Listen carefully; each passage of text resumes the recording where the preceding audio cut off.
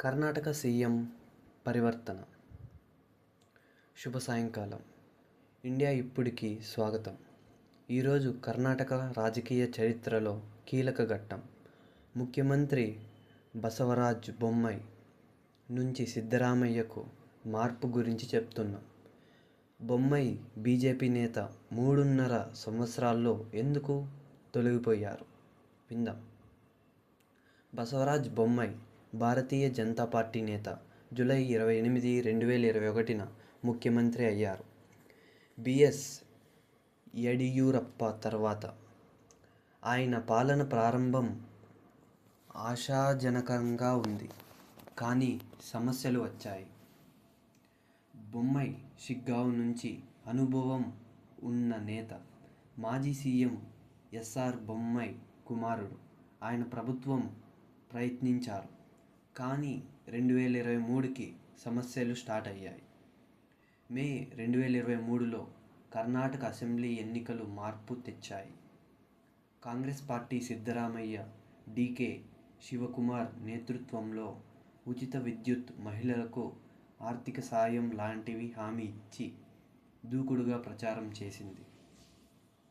BJP Bommai పాలనలో anti incumbency, అవినీతి ఆరోపణలు, ధరల పెరుగుదల, నిరుద్యోగం గురించి విమర్శలు ఎదుర్కొంది. ఫలితాలు స్పష్టంగా ఉన్నాయి. కాంగ్రెస్ 224 సీట్లలో 135 గెలిచింది. బీజేపీకి 66 మాత్రమే. బొమ్మాయి షిగ్గావ్లో గెలిచిన పార్టీ మొత్తంగా ఓడిపోయింది. మే 13, 2023న బొమ్మాయి ఓటమికి బాధ్యత వహించి రాజీనామా చేశారు.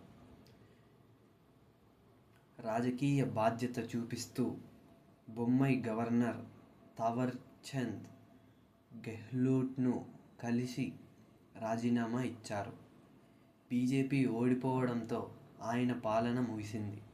కాంగ్రెస్ ప్రభుత్వం ఏర్పాటు చేసే దారికి వచ్చింది. మే 20, 2023న సిద్ధరామయ్య కాంగ్రెస్ సీనియర్ నేత రెండోసారి ముఖ్యమంత్రిగా ప్రమాణం చేశారు. ఆయన నాయకత్వం పేద కేంద్రీకృత విధానాలకు తిరిగి వచ్చింది. కానీ బొమ్మాయి ఎగ్జిట్ బీజేపీ స్ట్రాటజీ గురించి ప్రశ్నలు లేవనెత్తింది. బొమ్మాయి కఠిన పోరాటం ఎదుర్కొన్నారు.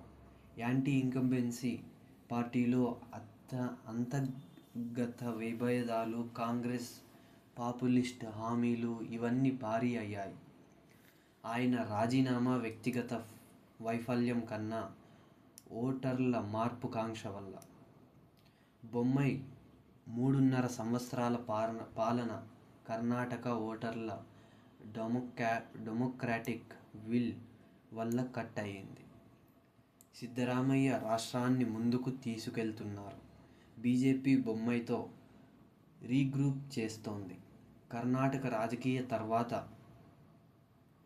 ఏమవుతుంది కాలం చెప్తుంది. ఈరోజు సెగ్మెంట్ ఇది. India now. మరిన్ని అప్డేట్స్ కోసం కనెక్ట్ అయి ఉండండి. Thank you.